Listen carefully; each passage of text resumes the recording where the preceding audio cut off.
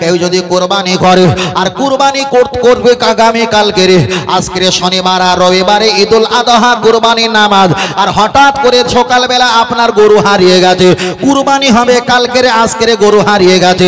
হানাফি মাযহাবের মাসলা হলো ওই ব্যক্তি যদি ধনী ধনাঢ্য ব্যক্তি হয়, নতুন করে উনি গরু কিনবে আগামী কালকে যদি না পারে তারপরের দিন যদি না হয়, এমন করে 2 দিন 3 দিন পর্যন্ত কোরবানির নামাজ হয়, আপনিও তখনও পর্যন্ত কোরবানি করে দেবেন। তবে ফজরের নামাজের 1 ঘন্টা পর থেকে নিয়ে আসরের আজান হওয়ার আগ পর্যন্ত আপনি কোরবানি করবেন। কিন্তু শরীয়তের মাসলা হলো যারা গরিব ব্যক্তি, অসহায় ব্যক্তি কষ্ট করে গরু দিয়েছে, ওই গরুটা যদি হারিয়ে যায় ওদের দ্বিতীয়বার কোরবানি করার কোনো প্রয়োজন নেই।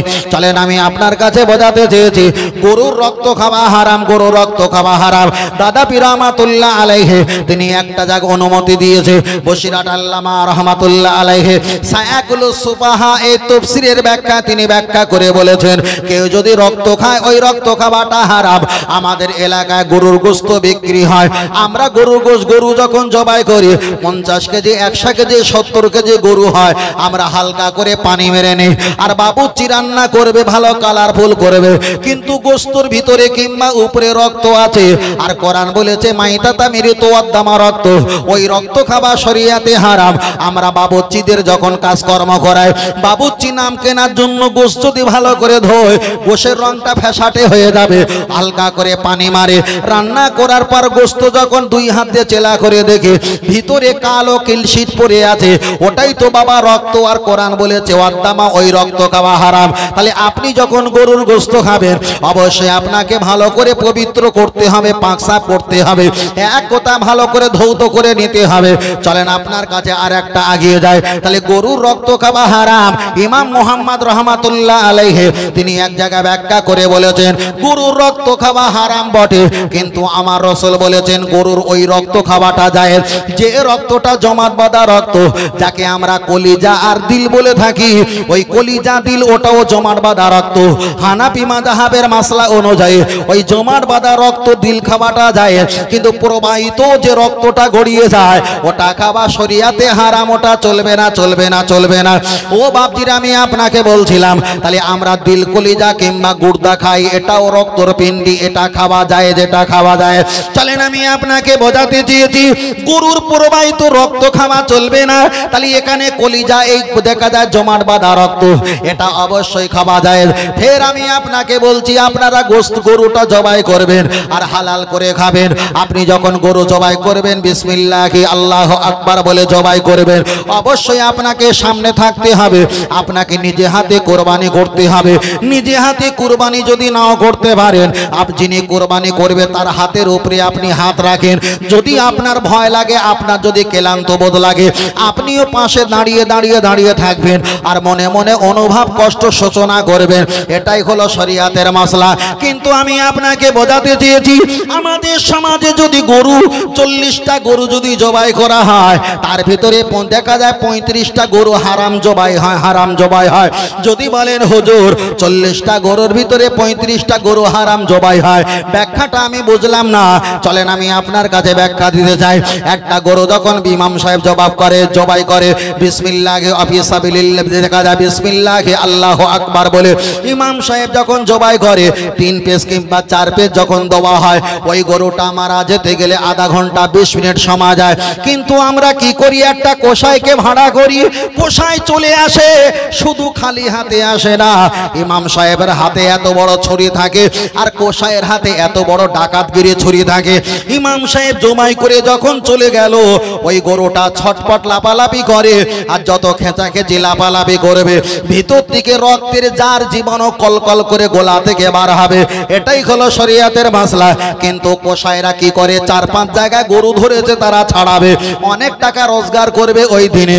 ওরা একটা ছুরি নিয়ে ওই গরুটা যখন ছটকি করে, ওই গলার হোলকনের কাছে এত বড় ছুরি নিয়ে একটা ধাক্কা মারে, এত জোরে একটা ধাক্কা মারে, মারার সঙ্গে সঙ্গে ওই গরুটা 40-50-100 কেজি গরুটা 2-1 বার ছটকা খেয়ে নিস্তব্ধ হয়ে যায়। হানাফির প্রত্যেকটা ইমাম, শাফি, মালিকি, হাম্বলি, আহমদ বিন হাম্বল প্রত্যেকে ব্যাখ্যা করে বলেছে ইমাম সাহেব গরু কুরবানি করবে 20 মিনিট কমপক্ষে সময় লাগবে জাহানটা যেতে, কিন্তু কোনো ব্যক্তি যখন হুলকুনিতে ছুরি দিয়ে যখন মারে মুহূর্তে স্তব্ধ হয়ে যায়, ওটা কুরবানি করা হয় না, ওটাই তো হার্ট অ্যাটাক করে মারা হয়। কি করে মারা হয়? Heart attack. তাহলে একটা গরু মরতে সময় লাগে কতক্ষণ?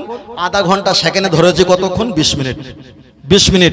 তাহলে 100 কেজি ওজনের গরু মরতে জাহান যেতে সময় লাগে নিস্তব্ধ হতে 15-20 মিনিট। আর এ কোথায় ছিল? এক ডাকাত, তাকে ধরে নিয়ে এসছে এত বড় ছুরি নিয়ে, খুলকুনির কাছে মেরে দিয়েছে। মুহূর্তে 1-2 বার কেঁপে নিস্তব্ধ হয় না, হয় না। প্রত্যেক ইমাম বলেছে ওটা হালাল করা হয়নি, ওটা হার্ট অ্যাটাক করে মারা হয়েছে। যে যার ভিতর দিয়ে রক্ত দিয়ে চুঁয়ে চুঁয়ে আসছিল সেটা আসা বন্ধ হয়ে গেছে। ওই গরুর গোশত খেলে হার্টের দোষ হবে, ওই গরুর গোশত খেলে রোগ বাড়বে। আর আপনি বলবেন ডাক্তার শুধু গরুর গোশত খেতে বারণ করে কেন? বারণ করতো না যদি আমরা 20টা মিনিট সময় দিতাম। কথা বুঝতে পেরেছেন? 20টা মিনিট সময় দিতাম, তাহলে আমাদের এত সমস্যা, ওখান থেকে এত সমস্যা হতো না। আমার কথা বুঝতে পারছেন ভাই? তাহলে আগামী দিনে আমাদের কুরবানি আছে, ওই কসাই বাবুদের দাওয়াত করবেন, ভালো জিনিস, কিন্তু ওই ছুরি মারতে দেবেন আপনার 40,000 30,000 কপাল ঘামানো টাকা। আর 5টা মিনিট যদি দেরি করতেন কতই না ভালো হতো। 10টা মিনিট দেরি করতেন, এত কি ব্যস্ত, কতই ভালো হতো। ওদের লাভে ওরা ঘুরছে, 4-5 জায়গায় গরু ছাড়াবে, খবরদার ওদের দেবেন না। পারেন 2 দিকের চামড়া আরো ভালো করে ছিলিয়ে নেন। ওরা একটু চামড়া 200 টাকা লাভ করার জন্য গোলার কাছ থেকে টেনে টেনে টেনে টেনে টেনে এনে এখানে বলতে ছুরি লাগাও। ইমাম সাহেব ছুরি লাগায়, মাঝে মাঝে হোলকুনিতে লেগে যায় না, মাঝে মাঝে গরু দাড়িতে হোলকুনিতে লেগে যায়। এই যে মাড়ি যেটা আছে না, এইটা তোলা, এখানে ছুরি লেগে যায়। কথা বুঝতে পেরেছেন? এর কারণটা কি? ওই কসাই নামীয় ডাকাতের অত্যাচারে ছুরিটা বাধ্য হয়ে ওখানে ধরতে হচ্ছে। শুধু চামড়াটা একটু 1 ইঞ্চি বেশি পাওয়ার কারণে। কথা বুঝতে পারছেন ভাই? এগুলো করবেন না, এগুলো জায়েজ না। তার কারণ ওদের লাভে ওরা ঘুরছে। আপনি কুরবানি করছেন কিসের জন্য? আল্লাহর উদ্দেশ্যে। কিছু অর্থ খাবেন, কিছু অর্থ বাড়ি পরিবারকে, কিছু অর্থ দূরে যারা আত্মীয় আছে তাদেরকে দেবেন। এটাই হলো শেষ কথা। একটা চামড়া 300-400 টাকার বেশি হয় না। আপনি এরকম করবেন কেন? প্লিজ ফের বলছি, কোরবানি করবেন, সাদা পলিথিন টাঙাবেন না, কালো পলিথিন টাঙাবেন, রাস্তার কোলে করবেন না, বাগানের ভিটে বাড়ির কোলে করবেন। ফেসবুকে ছবি দিয়ে, ভিডিও কল ছবি করে ফেসবুকে ইউটিউবে পোস্ট করবেন না, রিলস ভিডিও বাড়াবেন না। কেন? এগুলো যখন ওদের সামনে যায় ওদের আরো উত্তেজিতটা বেড়ে যায় না? যদি বলেন হুজুর বেড়ে যালে আমরা কি করব? বাবু, তোমার নবী বলেছে, আল্লাহর নবীর চাচাকে একজন জবাই করলো, চোখ তুললো, কলিজা তুললো, চিবিয়ে চিবিয়ে খেয়েছে। রসুল পাকের কাছে যখন কলেমা পড়েছে, রসুল বলছেন তুমি কলেমা পড়েছো বটে, তবে আমার সামনে দাঁড়াবে, কথা দাঁড়াবে, পিছনে দাঁড়াবে। রসুল যদি একথা বলে, নিজের চাচা কলেমা পড়েছে, চাচার চাইতে কলেমা পড়নেওয়ালার বেশি প্রতি মোহাব্বত বেশি, তো শুধু রক্তের কানেকশন আছে বলে সামনে দাঁড়াবে না, পিছনে দাঁড়াবে। সামনে দাঁড়ালে আমার সেই চাচার কথা মনে পড়ে। এখান থেকে কেয়াস করো, ওরা হলো তার বিপক্ষে। তুমি যদি রক্ত ছবি গোস্ত যদি ফেসবুকে দাও, সামনে পড়লি সেই কথাটা মনে পড়বে না? কথা বোঝাতে পারছি? এগুলো দেবেন না, কখনো দেবেন না। চলেন, এই দুটো একটা মশলা বলছি, অসুবিধা হচ্ছে নাকি বাবু? হ্যাঁ, ছোট ছোট করে বলি। আলহামদুলিল্লাহ। চলেন চলেন, আমি আপনার কাছে বোঝাচ্ছিলাম, তাহলে কোরবানি সম্পর্কে আপনার কাছে বলছিলাম, জবাই করার বিষয়টা বলেছি। চলেন এবার আপনার কাছে আর একটা বলি। ও বাপজিরা, কোরবানি করার আগে আমরা একটা 50, 70, 80 টাকায় একটা দড়ি কিনি। ওই দড়িটা গরুর গোলায় দিয়ে আমরা ঘাস খাবাই কিংবা পল খাবাই, আমরা জাবরা খাবাই, বাড়িতে আমরা গোয়াল ঘরে বাঁধি কিংবা নিয়ে চোরাচুরি করি। ফের আমি আপনাকে বলছি, ওই গরুটা যখন জবাই হয়ে যাবে, ওই দড়িটা আপনি নিজে ব্যবহার করতে পারবেন না। আর যদি আপনি ব্যবহার করেন, ওই গরুর দড়ির মূল্যটা কিনেছিলেন 100 টাকা, অন্তত 90 টাকা 80 টাকা মূল্যে আপনি আবার কিনে নিন। ওই টাকাটা ফকির মিসকিনকে দান করে দিতে হবে।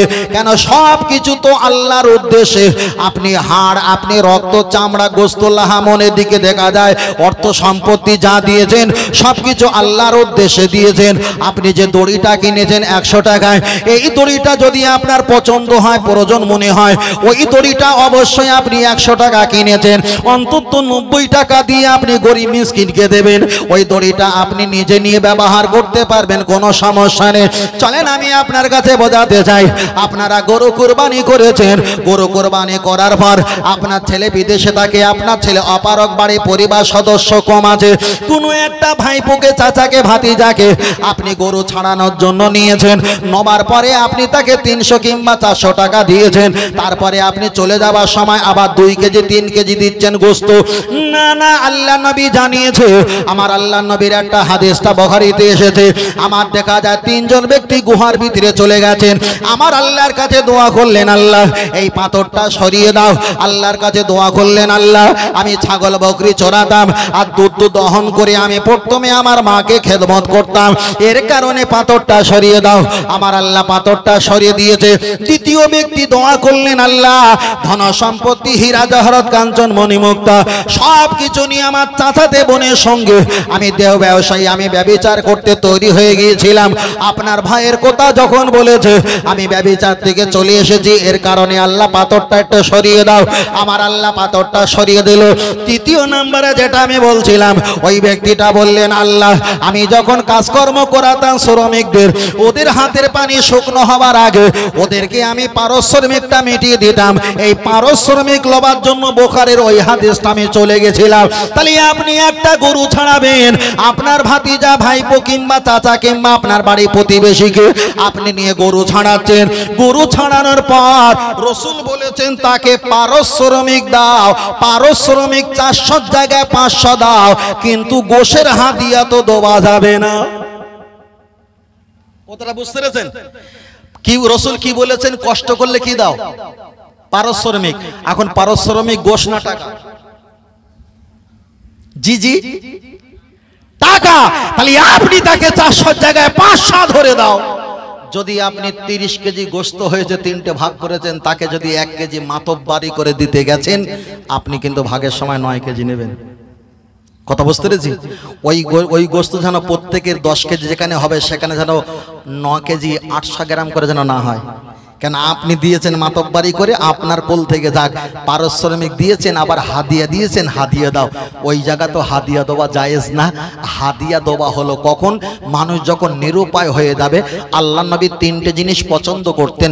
যখন নবীকে কেউ মধু দিতেন, নবী নিতেন। রাসূলকে যখন কালো মরিচ, জিরা দিতেন, নবী নিতেন। নবীকে কেউ যদি বকরি দান করতেন, নবী নিতেন। নবীকে কেউ যদি হাদিয়া দিতেন, নবী নিতেন। তাহলে নবী তো কাজ করেনি, পারিশ্রমিক নেয়নি, নিয়েছে কোনটা? হাদিয়া। নিয়েছে কোনটা? হাদিয়া। তাহলে কাজ করলে নেবে কোনটা? পারিশ্রমিক। আর কাজ না করে যদি কেউ দেয়, সেটা কি হবে? হাদিয়া। কথা বুঝতে পেরেছেন? সেটা হবে হাদিয়া। তাহলে পারিশ্রমিক আলাদা, হাদিয়া আলাদা। আপনি কোনো ব্যক্তিকে গোশ ছাড়িয়েছেন, গরু ছাড়িয়েছেন, পারিশ্রমিক 400 জায়গায় 500 দেন। যদি 1 কেজি গোস্ত দেন, ওটা আপনার ভাগ থেকে দেবেন। এলাকা যে গরিব মিসকিন ছিল, ওরা 10 কেজি গোস্ত পাবে। 9 কেজি যদি পাওয়া হয়, তাদের হক নষ্ট করে একে হক দিয়েছেন, 1 হাত সেলাই করতে গিয়ে নিজের পাঁচা ছিঁড়ে যাবে, চলবে না। দিতে হবে পারিশ্রমিক। হাদিয়া যদি দাও, নিজের ভিতর দিয়ে দিতে হবে। চলেন আগে যাই। ও আমার বাচ্চারা, চলেন আপনার কাছে বোঝাতে চেয়েছি, লক্ষ্য করে দেখা যায়। এবার আমি আপনার কাছে বলছি, আপনারা দেখা যায় সাদগা গরুর গোস্ত বিক্রি করা হয় না, গরুর গোস্ত বিতরণ করা হয়ে গেল। এখন গরুর গোস্ত দেখা যায় বিতরণ হয়ে যাবার পর একটা চামড়া আছে, চামড়াটা অকশনে উঠেছে 1000 টাকা কিংবা 800 টাকা। এবার আপনি বলেন 600 টাকা 800 টাকা যদি গরুর চামড়া হয়, এই গরুর চামড়াটা টাকা পয়সা নিয়ে আমরা মসজিদে দেবো? না না, শরীয়তের মাসলা হলো মসজিদে কুরবানির চামড়া দেওয়া যাবে না। এখানে মসজিদে দেখা যায় সাদকা দেওয়া যাবে না, মসজিদে কখনো ফেতরা দেওয়া যাবে না। তাহলে মসজিদে ফেতরা, মসজিদে জাকাত, মসজিদে কুরবানির চামড়া পয়সা মসজিদে দেওয়া যাবে না।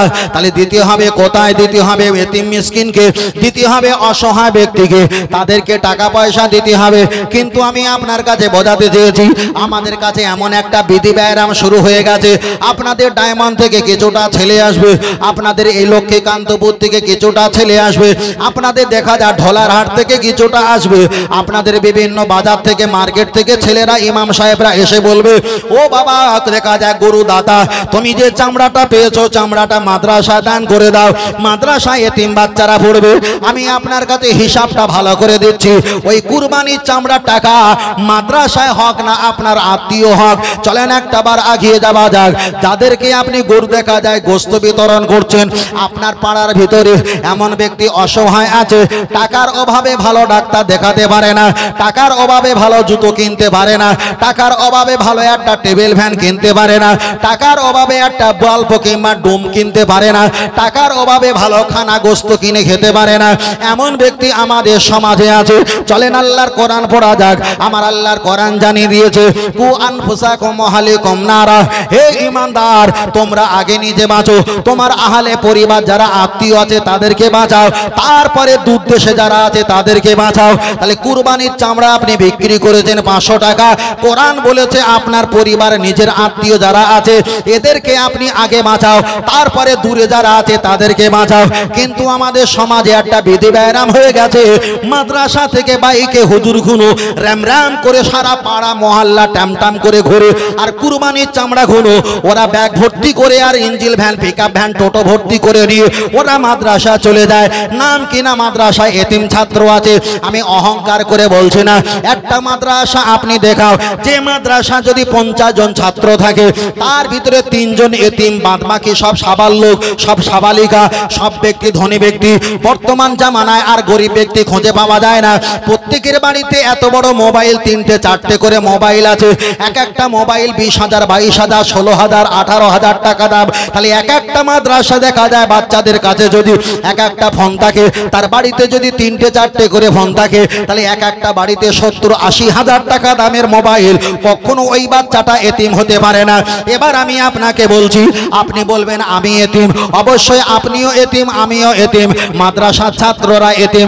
কিন্তু মাদ্রাসা যদি 50টা ছাত্র থাকে তার ভিতরে 3টে বাচ্চা বাফারা, তারা এতিম। 3টে বাচ্চার দেখতে তাকিয়ে দিয়ে 3টে বাচ্চার দিকে তাকিয়ে টোটাল গ্রামে 1000 1500 500 700 কুরবানির চামড়া গুলো মাদ্রাসায় ভর্তি করে। চলেন আল্লাহর কোরআনের একটা আয়াত পড়া যাক। আমার আল্লাহর কোরআন বিবরণ দিয়েছে, ইন্নামা ইয়াকুলুনা ফি বুতুনিহিম নারা। আমার আল্লাহর কোরআন বললেন, তোমরা যদি এতিমের মাল ভক্ষণ করো, ফি বুতুনিহিম নারা, তোমরা যেন অবশ্যই আগুনের টুকরা ভক্ষণ করলে। তাহলে মাদ্রাসা যদি 50টা ছেলে থাকে তার ভিতরে 3টে বাচ্চা এতিম বাচ্চা, এতিম বাচ্চার নাম করে 50টার মুখে আহার ধরিয়েছো। কোরআন বলেছে এতিমের হক টাকা তাদেরকে খাবিয়েছো, আপনি তো আগুনের টুকরা ভক্ষণ করেছেন। চলেন আমি আপনাকে বোঝাতে চেয়েছি, শরিয়াতের মাসলা হলো এটা, আপনি যখন কুরবানির টাকা দেবেন, কুরবানির টাকা যদি 10,000 টাকা হয়, একটা এতিম কোনো মাদ্রাসা ছাত্র এমন যদি থাকে, আপনি তাকে টাকাটা দান করে দাও, তবে এটা বলতে পারবেন না তুমি কিছু টাকা নাও, 100-200 টাকা হাত খরচা নিয়ে নাও, আর তুমি হুজুরের কাছে গিয়ে বলো সব টাকা আমি মাদ্রাসায় দান করে দিলাম। খোদার কসম এ টাকা কখনো হালাল হতে পারে না, পারে না। আমাদের সমাজে অধিকাংশ যারা মাদ্রাসা শিক্ষক, সব কোটা বেশিরভাগ ধোঁকাবাজি আর চিটিংবাজ প্রবঞ্চনা, তারা নিজের ফতোয়া নিজেরা বানিয়ে নেয়। 10,000 টাকার কুরবানির টাকা এক জায়গায় করেছে, একটা মাথা মোটা কপাল বেটা বেকাটারা হেলাদোলা লুলো পাগলা ছাত্রকে ডেকে 10,000 টাকা দিয়েছে, আর ভয় দেখিয়েছে 200 টাকা নিবি আর মাদ্রাসা দান করে দিবি। যখন আমরা কৈফাত করতে গেলাম তখন বলল মাদ্রাসা টাকা দিয়ে হিল্লা করে নিয়েছি। তাহলে এই ফতোয়া যারা নিজেরা নিজেরা বানিয়ে পাগলা লুলোর বাচ্চার কাছে 10,000 টাকা হালাল টাকাটা দিল, আর ওই টাকা জোর করে মাদ্রাসা যখন নিয়েছে ওটা হয়ে গেছে হারাম। তাই আল্লাহর কোরআন বলে দিয়েছে, ইন্নামা ইয়াকুলুনা ফি বুতুনিহিম নারা, যারা এই টাকাগুলো অর্থগুলো খায়, এরা টাকা অর্থ খায় না, এরা যেন জাহান্নামের আগুনটা ভক্ষণ করে, ভক্ষণ করে। তাহলে সমাজে কুরবানির টাকা আপনার এলাকায় মা চাচি যারা আছে অসহায় তাদেরকে দাও, তারা অন্তত জীবনটা বেঁচে থাক। মাদ্রাসা দিয়ে 1 হাত সেলাই করতে গিয়ে যেন 5 হাত ছিঁড়ে ফেলো না। এবার বলবেন হুজুর আপনি কি মাদ্রাসার বিরুদ্ধে বলেছেন? না, আমি মাদ্রাসার বিরুদ্ধে বলিনি। মাদ্রাসায় যে হুজুর মোবাইল চালাচ্ছে সেই হুজুরের মোবাইলটার দাম হচ্ছে 32,000 টাকা। যে টোটোওয়ালা ওই টোটোওয়ালা নিয়ে আসছে, সেই টোটোওয়ালা আবার হ্যালো হ্যালো করছে ফোনে। ওই টোটোওয়ালার ফোনটার দাম হলো 20,000 টাকা। কথা বুঝতে পেরেছেন? মাদ্রাসায় যে ছাত্র বাড়ি যায়, বাড়ি গিয়েছে ওর বোনের কাছে 20,000 টাকার ফোন, ওর মায়ের কাছে, ওর ভাবির কাছে, ওর বড় ভাই, ওর মেজে ভাই, ওর একটা সেজে ভাই আছে তার কাছেও দামড়া এত বড় ফোন, 4-5টা ফোন মিলিয়ে প্রায় লাখখানিক টাকা। আপনি বলেন টাকাটা কোরবানি টাকাটা আর এতিমের নাকার? এতিমের তো, এতিমের টাকাটা যদি কোনো শিক্ষক শুনে থাকে সে বলবে হুজুর মনে গাঁজা টাজা খেয়েছে। গাঁজা আমি খাইনি, তোমরা যারা চাঁদে আর সেই জায়গায় যারা দিতে চাইছিলে আমি তোমাদেরকে বাঁদরামো বন্ধ করতে চেয়েছি। যে ইসলামের ভিতরে বাঁদরামো চলবে না, বাঁদরামো চলবে না। আপনি বিয়ে করেছেন, স্ত্রীকে তালাক দিয়েছেন, তালাক দিয়েছেন তো বসিরহাট হুজুর ব্যাখ্যা করে বলেছেন ওই স্ত্রীকে তালাক দিয়েছেন, তালাক দেওয়ার পর যদি তোমার স্ত্রী বলে আমার ভুল হয়ে গেছে তুমি আমাকে ফেরত নাও, তুমিও মানে প্রেমে পড়ে গেছো, ও প্রেমে পড়ে গেছে, ফেরত তো নিতে হবে। ফেরত নিতে গেলে কি হবে? ফেরত যদি নাও, কে বলেছে 4 মাস 10 দিন, কে বলেছে 3 মাস 10 দিন ইদ্যত পালন করা হবে। ওই মেয়েটাকে অন্য একটা যুবকের সঙ্গে বিবাহ দিতে হবে, সে যেন স্বামী স্ত্রী শারীরিক আর দৈহিক ক্ষমতাটা যেন তার থাকে। এবার আপনি যদি বলেন ভাই 50,000 টাকা দিচ্ছি আমার স্ত্রী গায়ে হাত দিবি না, শরিয়াত চলবে? চলবে? চলবে? চলবে না। তাহলে শরিয়াত হলো যিনি বিয়ে করেছে যতক্ষণ না মিলন না করবে তার হক আদায় হবে না, তাহলে তার ভোগ করতে দিতে হবে। তাহলে বিয়ে করলে যদি স্ত্রী ভোগ যতক্ষণ না করবে এটা জায়েজ হবে না। তাহলে একটা ফকির মিসকিনকে মাদ্রাসার ছাত্রকে 10,000 টাকা দেবে, যতক্ষণ সে ভোগ না করবে ততক্ষণ সেটা হালাল বলে প্রমাণ হবে। যদি বলো কচি তুমি 2,000 টাকা না, বাদ বাকি আমার 9,000 টাকা বউটারে ফেরত দিয়ে দাও, এই বাঁদরামো না? বাঁদরামো না? সমাজে চলছে, চলছে, সমাজে চলছে। কে হয়তো রেগে যাচ্ছে, কে হয়তো খেপে যাচ্ছে, কে হয়তো ভালোবাসতে। আমার কথাটা প্রয়োজন যেটা ছিল সেটাই বলছি। নিতে পারেন নাও নিতে পারেন, ব্যক্তিগত ব্যাপার। তবে কেনাকাটা দরদাম শোনেন, পছন্দ হলে একসময় কিনবেন ইনশাল্লাহ, আগিয়ে যায়। চলেন আমি আপনাকে বোঝাতে চেয়েছি, বলতে বলতে কুরবানির বিষয়টা বলছিলাম, অনেকটা লম্বা করে ফেলেছি। আমাদের সমাজে মা চাচিরা এমন কিছু ফতোয়া দেয়, ও বৌমা তোমার গর্ভে বাচ্চা আছে, খবরদার আমার নাতি যেন কোনো ব্যক্তি মারা গেলে মাটি যেন না দেয়। তাহলে গর্ভে যদি বাচ্চা থাকে স্ত্রীর, কোনো ব্যক্তি মাটি দিতে পারবে না মারা গেলে, এটা সম্পূর্ণ বিধা, এটা সম্পূর্ণ বিধা। আবার মায়েরা ফতোয়া দেয় যদি স্ত্রী গর্ভে যদি বাচ্চা থাকে এ বছরে কুরবানি দেবে না। আমি বলবো এটা মিথ্যা কথা, মিথ্যা কথা। তবে আপনাকে একটাই কথা বলি, আপনার টাকা নেই হজ করো না, টাকা নেই কোরবানি দিও না, টাকা নেই ফেতরা দিও না, টাকা নেই হজ করো না, কোরবানি ফেতরা দিও না, টাকা নেই আপনি দান করো না। চলেন একটাবার আগিয়ে যাওয়া যাক। আপনার উজুনে আপনি ওয়াজ করতে পারেন, উজুনে ওয়াজ শুনতে পারেন, আপনার উজুনে মসজিদে আজান দিতে পারেন। তবে এই না কালকেরে যে বলবে না মফিজুল হুজুর বলেছে বিনা ওযুতে মসজিদে আজান দিতে হয়, এটা আমি বলছি না। উজু যদি না থাকে মসজিদে আজান দিতে পারেন, উজু যদি না থাকে কবর জিয়ারত করতে পারেন, আপনি ছাগল বকরি দুম্বা মহি জবাই করতে পারেন, ঝাড়ফুঁক করতে পারেন। উজু যদি না থাকে একদিকে আপনি দেখা যায় দোয়া খায়ের করতে পারেন, তাবিজ লিখতে পারেন। উজু যদি না থাকে আল্লাহর কোরআনে হাত না দিয়ে মুখস্থ যদি থাকে মুখস্থ তেলাওয়াত করতে পারেন। হানাফি মাযহাবের মাসলা হলো উজু আছে, মেয়ের বাড়ি আজকে এখানে জলসা হচ্ছে, আপনাদের দেখা যায় কালিকাপুর, ঘোড়াদাল, দক্ষিণ 24 পরগনা, মথুরাপুর, এখানে জলসা হচ্ছে, আর মেয়ের বাড়ি ঘুরে এসেছেন, মনে করছেন উজু আছে না নাই, উজু আছে না নাই। হানাফি মাযহাবের মাসলা হলো সন্দেহ যদি হয় নতুন করে আপনাকে উজু করতে হবে। তবে দাদু ভাই আপনি যদি শরীর সুস্থ হয় আপনি দাঁড়িয়ে নামাজ পড়ো, শরীর যদি দুর্বল হয় পাটা গুটিয়ে আসন গড়িয়ে নামাজ পড়ো। পা গুটালে যদি রক্ত চলাচল বন্ধ হয়ে গিয়ে পা যদি দুর্বল হয়ে যায় আল্লাহর কাবার দিকে পাটা লম্বা করে দাও। উজু করলে যদি শরীরে রোগের পরিমাণটা বেড়ে যায় আপনি তায়াম্মুম করে নাও। আপনি যদি মাথা ঝুঁকিয়ে সেজদা করলে মাথার যন্ত্রণা বেড়ে যায়, দোনো আইডিয়া কম দুটো হাত নামাজের মাসাল্লা বানাও, এটা কপালে ঠেকাও। হাত যদি ব্যান্ডেজ থাকে তুলতে যদি না পারো ইশারা ইঙ্গিতে সেজদা দাও। আপনার টাকা নেই, কে আপনাকে কুরবানি দিতে বলেছে? আপনার টাকা নেই হজ করতে কে বলেছে? আপনার টাকা নেই যাকাত কে দিতে বলেছে? টাকা থাকুক আর নাই থাকুক, আপনার যতদিন দুনিয়াতে বেঁচে আছেন মরণের যদি 5 মিনিট যদি বাকি থাকে, তথাপি ইশারা ইশারা ইঙ্গিতে আল্লাহর নামে সেজদা দিয়ে বোঝাতে হবে, আল্লাহ আমি যে আপনার গোলাম, এটাই হলো তার বাস্তবিক প্রমাণ। জোরে বলেন সুবহানাল্লাহ। কিন্তু আমি আপনার কাছে বোঝাচ্ছিলাম, আমার মায়েরা ফতোয়া দেয়, কোনো বৌমার গর্ভে যদি সন্তান থাকে, মৃত ব্যক্তি মারা গেলে ওই ব্যক্তির জানাজা মাটি দেওয়া যাবে না, এটা সম্পূর্ণ বানোয়াট কথা। চলেন একটা হাদিস পড়া যাক। আল্লাহ নবী হাদিস শরীফে বললেন, আন্নাল মারআতা ইদা বালাগাতিল মাহিদা, তোমরা 3টে কাজে দেরি করবে না। 1 নাম্বার হলো একটা মেয়ে যখন সাবালক সাবালিকা হয়ে যাবে, তাড়াতাড়ি বিবাহের ব্যবস্থা করো। নবী আমার পরে বললেন, আন্নাল মারআতা, একটা মেয়ে যখন সাবালক সাবালিকা হয়ে যাবে, তাড়াতাড়ি বিবাহের ব্যবস্থা করে দাও। নবী আমার 2য় নাম্বারে বললেন, বাল্লুহুম ইউসাল্লুনা, নামাজের সময় হয়ে গেলে তাড়াতাড়ি নামাজের জন্য তৈরি হয়ে দাও।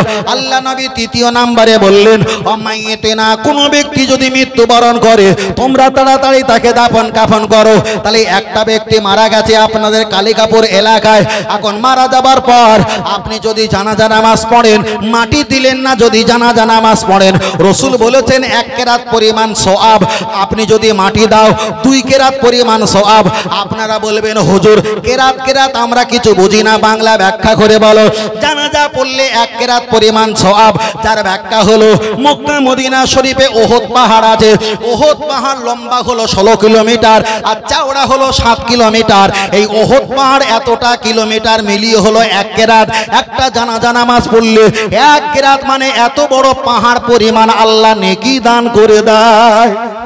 আর একটু জোরে বলেন, রসুল বলেছেন কোন ব্যক্তি যদি মারা যায়, তার যদি দাফন কাফন করার মাটি দরস্ত করা হয় 2 কেরাত পরিমাণ, মানে ওই পাহাড়টা ডবল পরিমাণ সওয়াব আমার আল্লাহ তার নামায় আমালে দান করে দেয়। তাহলে আমাদের এলাকায় মায়েরা ফতোয়া দেয়, গর্ভে যদি বাচ্চা থাকে, তোমরা তোমাদের কেউ মারা গেলে খবরদার তার বুকে তোমরা মাটি দেবে না, এটা মিথ্যা কথা, এটা বানোয়াট কথা। 2য় নাম্বারে বলে, গর্ভে যদি বাচ্চা থাকে তোমরা কুরবানি করবে না, এটাও দাও মিথ্যা কথা, দাও মিথ্যা কথা। ফের আমি আপনাকে একটা হাদিস শোনাই।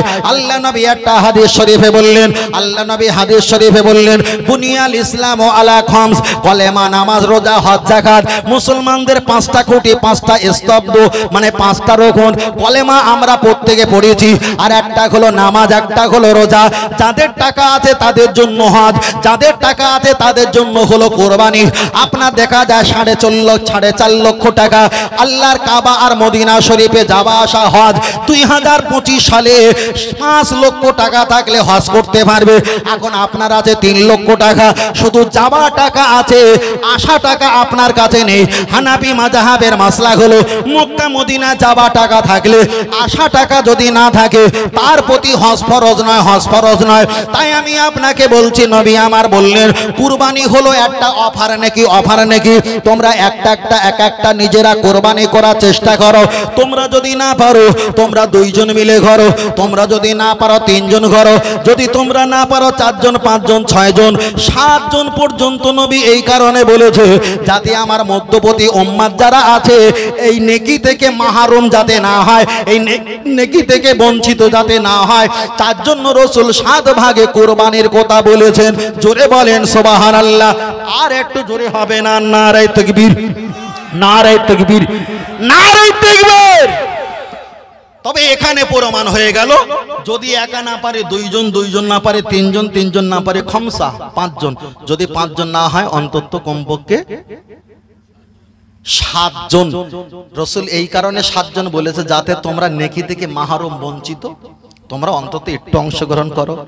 এবার বলবেন, হুজুর কত টাকা থাকলে কুরবানি দেব? কত টাকা থাকলে? 2022 সালে 19 সালে আমরা ফতোয়া দিয়েছিলাম 28,000 টাকা থাকলে কোরবানি দিতে হবে। 2025 সালে বলছি 36 থেকে 38,000 টাকা থাকলে কোরবানি দিতে হবে। অ্যাকচুয়ালি ধরে নেন 35,000 টাকা, 38 আর এদিকে 36, 36, 38, কেউ বলেছে 36, কেউ বলেছে 38, আমি 40 ধরলাম কিংবা 35 ধরলাম। কারোর বাড়ি যদি খাওয়া দাওয়ার পরে ফোন পে যদি 40,000 টাকা থাকে, খাওয়া দাওয়ার পরে যদি কারোর কাছে 40,000 টাকা জমা রাখা থাকে, 40,000 টাকা যদি সম্পদ থাকে স্টার, তার উপরে কুরবানি অজীব কুরবানি দিতে হবে। যদি বলেন কেন? আপনার এই জমি আছে, জমিটা 3 বিঘে চাষ করলেন না 2 বছর, ভালো। এই জমির মূল্য কত? জমির মূল্য কত? ধরে না 5 লাখ টাকা। এখন 5 লাখ টাকা তো আপনার পড়ে আছে, এ আপনি আয় করেন আর নাই করেন, আপনার সংসার চলছে, এটা আপনি বাম দিকে জমা রেখেছেন, ভবিষ্যতের চিন্তা। এটা হলো ব্যাংক ব্যালেন্স। আপনার ঘর আছে 5 কামরা, আপনি 3 কামরা ব্যবহার করেন আর 2 কামরা আপনি ভাড়া দেন। ভাড়া ভাড়া ভাড়া ভাড়া ভাড়া দেন না, ভাড়া। ওই ভাড়ায় আপনি দিয়েছেন, ওটা আপনার নিজ পরিবার না, ওটা আপনার ব্যবসা কামিয়েছেন, ব্যবসা। আর 1 কামরা আপনি ভাড়া দেন না, নিজে নিজে ব্যবহার করছেন, মাতব্বারি করে গাড়ি রাখেন, কখনো রাখেন না, স্টার রেখে দিয়েছেন। বাজার মূল্যে প্রতি মাসে যদি 400 টাকা ঘর ভাড়া হয়, প্রতি বছরে মিলে যদি ওটা কিছু হাজার টাকা যদি ঘর ভাড়া হয়, যদি 30,000 টাকা 20,000 টাকা ঘর ভাড়া হয়, 20,000 টাকার ভিতর থেকে জাকাত বার করতে হবে। কথা বোঝাতে পেরেছি? কত বোঝাতে পারি? জাকাত বার করতে হবে। আমাদের সমাজে কিছু কিছু আবার রামধনু মানুষ রয়েছে, কি করে? রমজান আসার আগে তালা চাবি যা থাকে সব স্ত্রীর কাছে দিয়ে বলছে তুমি এগুলো সামলাও, রোজার সময় আমার পেটে ভাত থাকবে না, খুব টেনশন, তুমি এগুলো সামলাও। স্ত্রীর কাছে দিয়েছে, রোজা যেই চলে যায় বলছে ওগুলো সব দিয়ে দাও, বেকার রেখো না, কতকাল তুমি রাখবে কিছু বোঝো না। বলে দিলে কেন নিলে কেন? বলে এই কারণে দিলাম, রমজান মাসে হুজুররা কইছে নাকি জাকাত দিতে হয়। এখন তুমি তালা চাবির মালিক ছিলে, আলনা আলমারি টাকা পয়সা জাকাত তুমি দেওনি, তুমি বুঝকে যাও। এবার রমজান মাস চলে গেছে, জাকাত পার হয়ে গেছে, মালগুলো আমাকে ফেরত দিয়ে দাও। কথা বোঝাতে পেরেছি ভাই? আমাদের সমাজের রামধনু মার্কা কিছু আমার মুরব্বী আছে, বুঝেন না? আল্লাহ আমাদের সকলকে হেফাজত করেন, বলুন আমিন। দরুদ শরীফ আল্লাহুম্মা